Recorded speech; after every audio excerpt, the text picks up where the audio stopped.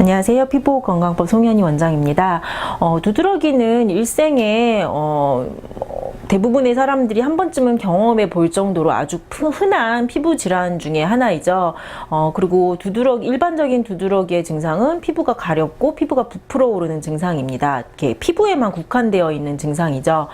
그런데 간혹 두드러기를 앓다가 혹은 두드러기와 같이 처음부터 이제 입술이 붓거나 호흡을 곤란해질 정도로 입 안이 붓거나 아니면 음식을 삼킬 수 없을 정도로 목에 있는 점막들 혹은 혀가 붓는 이런 혈관부종, 맥관부종을 경험하는 사람들이 종종 있습니다.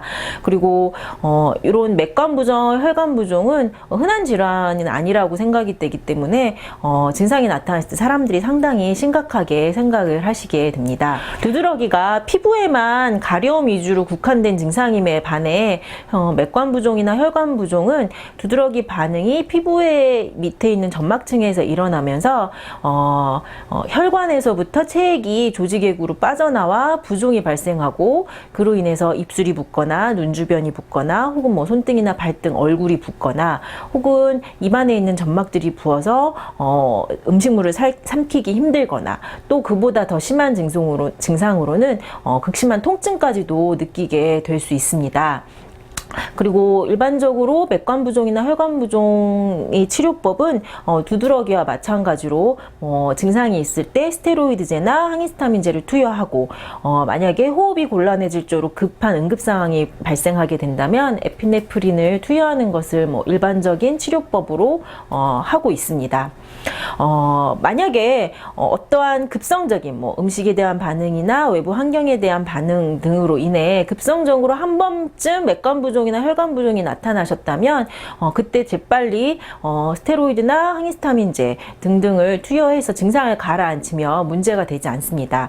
하지만 문제가 되는 맥관부종이나 혈관부종 증상은 만성적인 두드러기에서 이어지는 맥관부종이나 혈관부종인데요.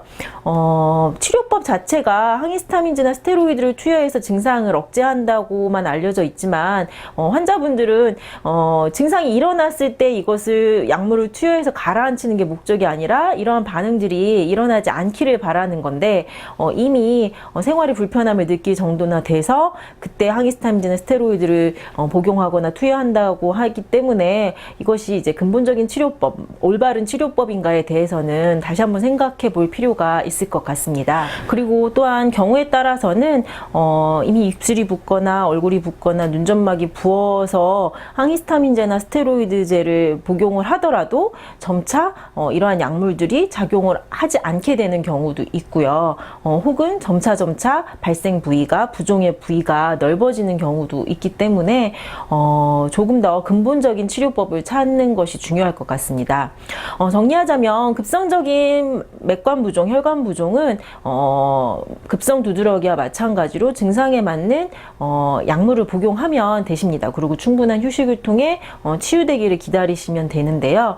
만약에 만성적인 두드러기 이후에 맥관부종이 발생하셨다거나 아니면 두드러기가 있지 않더라도 입술이나 눈점막이 붓는 맥관부종 증상이 장기간 반복될 경우, 재발할 경우에는 체질에 맞는 생활요법을 교정을 반드시 하셔야 되시고요. 그래서 그러한 것들이 이제 내 몸에 2차적인 반응을 일으키지 않도록 선별을 하셔야 되고, 그 다음에 체질에 맞는 약물을 선별을 함으로써 부작용 없이 조금 더 빠른 효과를 기대할 수 있도록 치료법을 선택하시는 것도 필요합니다. 그리고 무엇보다도 왜 이런 이상한 알레르기 반응이 반복적으로 피부나 피하 점막에서 일어나는지를 체크하기 위해서, 그리고 이러한 면역 기능들이 제대로 작동을 하기 위해서 체질에 맞는 한약 치료와 침 치료를 병행하신다면 만성적인 맥관부종, 혈관부종 너무 걱정하시지 않으셔도 될 것 같습니다.